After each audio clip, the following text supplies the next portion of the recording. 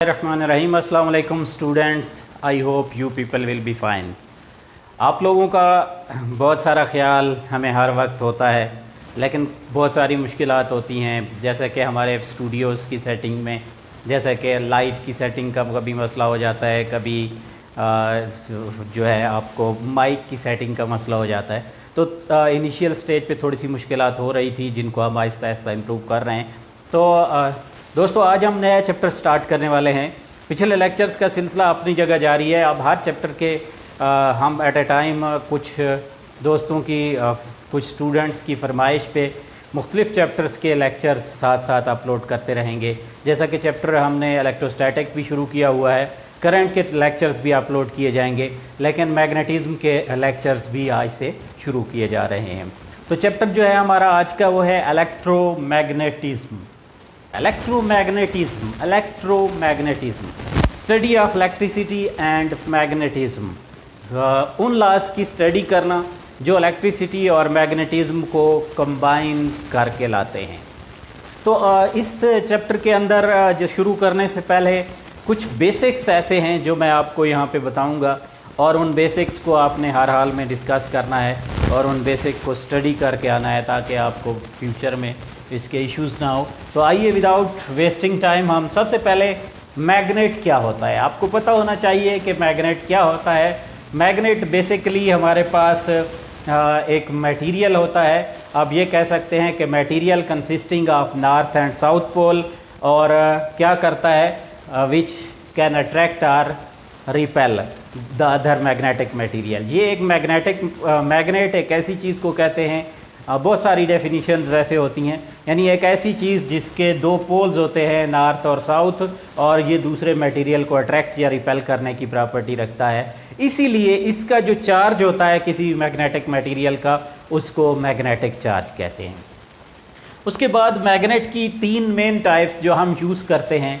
सबसे पहला इसमें बार मैग्नेट है, जैसा कि आपको लैब में ये नॉर्थ और साउथ पोल वाला जो आपको नज़र आ रहा है, ये बार मैग्नेट है। इसी तरह इलेक्ट्रोमैग्नेट्स वो मटेरियल होते हैं जिनको इलेक्ट्रिसिटी पास करने से मैग्नेट बन जाते हैं। इलेक्ट्रिसिटी की जब आप सप्लाई रोकते हैं तो इनकी मैग्नेटिज़्म ख़त्म हो जाती है। तीसरे परमानेंट मैग्नेट मटेरियल होते हैं जो परमानेंटली मैग्नेट बनाए जाते हैं, और फिर इनको आप हमेशा के लिए यूज़ कर सकते हैं। जैसा कि आपके पास स्पीकर्स में मैग्नेट्स लगे होते हैं ब्लैक कलर के, इस तरह बहुत सारे मैग्नेट जो होते हैं इनको परमानेंट मैग्नेट कहते हैं। नेक्स्ट चीज़ होती है मैग्नेटिक फ़ोर्स। अगर मैग्नेट है, मैग्नेटिक चार्ज है, तो क्या मैग्नेट की फ़ोर्स भी होती है या नहीं? हाँ, मैग्नेट एक दूसरे को अट्रैक्ट और रिपेल कर सकते हैं। अलबत्ता इनकी अट्रैक्शन रिपल्जन यानी दोनों किस्म की फ़ोर्स होती है। अट्रैक्शन उसी तरह के सेम पोल्स जो हैं अगर आपके होंगे तो ये रिपेल करेंगे, और अपोजिट पोल्स होंगे तो ये एक दूसरे को अट्रैक्ट करेंगे। इसका मतलब ये हुआ कि अगर आपके दोनों नॉर्थ हैं, दोनों साउथ हैं, तो उस वक्त आपके ये रिपेल कर रहे होंगे। लेकिन अगर एक नॉर्थ है एक साउथ है, तो उस वक्त इनके बीच में जो है अट्रैक्शन होती है, फोर्स ऑफ अट्रैक्शन कर रहे होते हैं, ये एक दूसरे को अट्रैक्ट कर रहे होते हैं।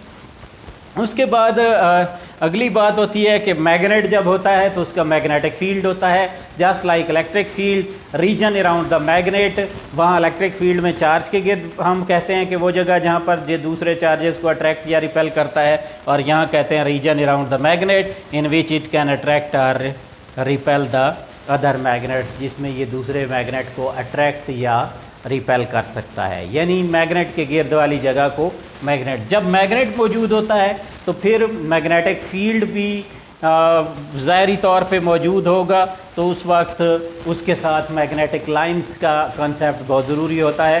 तो इमेजिनरी लाइंस फील्ड स्ट्रेंथ को शो करने के लिए कुछ लाइंस ड्रा की जाती हैं, इनको मैग्नेटिक लाइंस ऑफ फोर्स कहा जाता है। ये लाइनें नॉर्थ से हमेशा ओरिजिनेट करती हैं और साउथ पे जाके हमेशा ख़त्म होती हैं। अभी वक्त कभी हुआ तो इनकी डिटेल्स डिस्कशन भी करूँगा, लेकिन अभी मैं चाह रहा हूँ कि इसको थोड़ा सा टू द पॉइंट डिस्कस करूँ। नेक्स्ट मेरे पास जो है वो है मैग्नेटिक फील्ड स्ट्रेंथ या magnetic field intensity, number of magnetic lines passing through an area, या strength of magnetic field at any point is known as magnetic field intensity, magnetic field intensity हो या magnetic field strength हो या जो भी हो, इसको B से रिप्रेजेंट किया जाता है और ये वेक्टर क्वांटिटी होती है। और उसके बाद number of magnetic lines per unit area गिनकर मैग्नेटिक फील्ड स्ट्रेंथ को अंदाज़ा लगाया जाता है। अगर किसी एरिया से गुजरने वाली मैग्नेटिक फील्ड लाइंस की तादाद 5 है, दूसरे एरिया से गुजरने वाली लाइंस की तादाद उसी जैसे एरिया से गुजरने वाली लाइंस की तादाद 10 है, तो हम कहते हैं कि जिसमें ज़्यादा लाइंस पास हो रही हैं उसकी स्ट्रेंथ थोड़ी सी ज़्यादा होती है। नेक्स्ट बेटा इसमें होता है यूनिट्स क्या होते हैं, ये हम आगे डिराइव करेंगे। यूनिट इसका टेस्ला होता है या Newton per ampere per metre होता है। ये आगे नेक्स्ट टॉपिक जब आएगा तो उसमें डिराइव होंगी, इसलिए इसमें आपने डिटेल में ज़्यादा यहाँ पे नहीं जाना है। अब आते हैं अपने टॉपिक, जो पहला टॉपिक है हमारा इसके अंदर वो है magnetic field due to current in a long straight wire. तो इसमें आपने क्या करना है, सबसे पहले आपने एक स्ट्रेट वायर लेनी है, टेक अ स्ट्रेट वायर। दूसरा काम क्या करना है, पास इट थ्रू द कार्डबोर्ड। ये जो ब्लू कलर का आपको नज़र आ रहा है ये कार्डबोर्ड है। तीसरा आपने ये करना है कि प्लेस कंपास नीडल्स, ये कंपास नीडल्स हैं, आपने कंपास नीडल्स रखनी है किसके ऊपर, सरफेस के ऊपर ऑफ द बोर्ड के ऊपर। और चौथा स्टेप आपने क्या करना है, connected to the voltage source, और आपने इसको वोल्टेज सोर्स से कनेक्ट कर देना है। क्या किया, एक राड लिया, यानी यूँ स्ट्रेट राड है, उसको आपने एक वायर इससे गत्ते से पास किया है, उसके बाद आयरन फिलिंग्स यहाँ पे रखी हैं और फिर इनको कनेक्ट कर दिया है आपने एक वोल्टेज सोर्स के साथ। जो ही वोल्टेज सोर्स से कनेक्ट करेंगे तो क्या होगा, कनेक्ट करते ही इसके अंदर से करंट पास होगा, जैसा कि आपको कन्वेंशनल करंट के लिए दिखाया गया है। तो ये करंट जब पास होगा तो इस वक्त आप देखा जाता है कि ये जो आयरन फिलिंग्स या यहाँ पे कंपास नीडल जो भी आप रखते हैं, ये क्या करती हैं, अपने आप को सर्कुलरली अलाइन कर लेती हैं।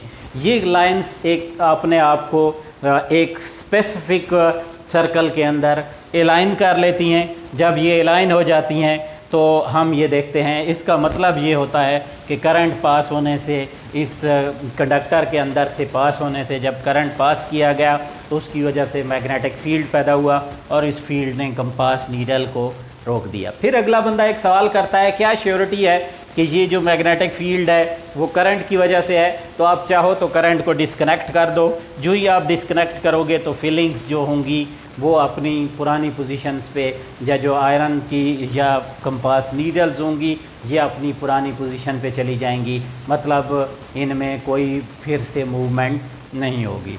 फिर अगला स्टेप होता है कि अगर ये पहले सपोज़ आपने यूँ घुमाया और ये सपोज़ क्लॉकवाइज रोटेट कर रही थी, अगर ये पहले क्लॉकवाइज रोटेट कर रही थी, आप क्या करें, रिवर्स ऑफ पोलैरिटी करें। रिवर्स ऑफ पोलैरिटी का मतलब ये है कि आप ये करें कि इनके पोल्स चेंज कर दें, इसको पॉजिटिव बना दें और इसको नेगेटिव बना दें। जो ही आप इसको पॉजिटिव बनाएंगे, इसको नेगेटिव बनाएंगे, करंट की डायरेक्शन यकीनी तौर पे चेंज हो जाएगी। जब करंट की डायरेक्शन चेंज होगी तो उसी वक्त आपकी बेटा यहाँ पर जो सर्कुलर ये जो सर्कल्स होंगे इनकी डायरेक्शन भी चेंज होगी कंपास नीडल की। पहले ये अपने आप को एंड क्लॉकवाइज रोटेट करवा रही होती हैं, लेकिन जब आप इसको ऊपर की तरफ करंट फ्लो करवाते हैं, अपोजिट करंट फ्लो करवाते हैं, तो ये एंटी क्लॉकवाइज हो जाती हैं। अब आपने लास्ट चीज़ ये रिसर्च करनी होती है, ये पॉइंट ढूंढना होता है कि इनकी डायरेक्शन क्या है। तो डायरेक्शन इनकी आसानी से राइट हैंड रूल से फाइंड करते हैं। ज़रा इस मार्कर को देखिएगा, ये सपोज कंडक्टर है, तो क्या किया जाता है, ग्रास्प या hold the conductor in right hand, दाएं हाथ में कंडक्टर को पकड़ा जाता है, Poynting the thumb in the direction of current. अंगूठा इस तरह होना चाहिए कि उसकी डायरेक्शन करंट की डायरेक्शन में होनी चाहिए। Then curling of finger will show you the direction of magnetic field. जो उंगलियों की रोटेशन होगी वो आपको मैग्नेटिक फील्ड की डायरेक्शन शो करेगी। तो एक बार फिर बता दूं कि कंडक्टर को दाएं हाथ में पकड़िए और अंगूठा करंट की डायरेक्शन में रखिए, उंगलियों की डायरेक्शन आपको फील्ड की डायरेक्शन देगी। अगर अंगूठा ऊपर है तो फील्ड एंटी क्लॉकवाइज होगा, इसका मतलब जैसे अभी केस है, और अगर अंगूठा नीचे है तो उस वक्त आपका फील्ड जो है वो क्लॉकवाइज होगा। तो ये था हमारे पास कुछ कंसेप्ट ऑफ मैग्नेटिक फील्ड। और अगर इसमें कोई क्वेश्चन है तो अपना कमेंट कीजिए, सवाल पूछिए। और ये जो सुर्ख बटन आपको नज़र आ रहा है इसको दबाना मत भूलिए। आपकी एक छोटी सी क्लिक से हमें क्या फ़ायदा हो सकता है, हमारी कितना हौसला अफजाई हो सकती है, हमें कितने उससे एनर्जी मिलती है, ये आपको अंदाज़ा नहीं है। तो अपना बहुत सारा ख्याल रखिएगा। अल्लाह हाफ़िज़।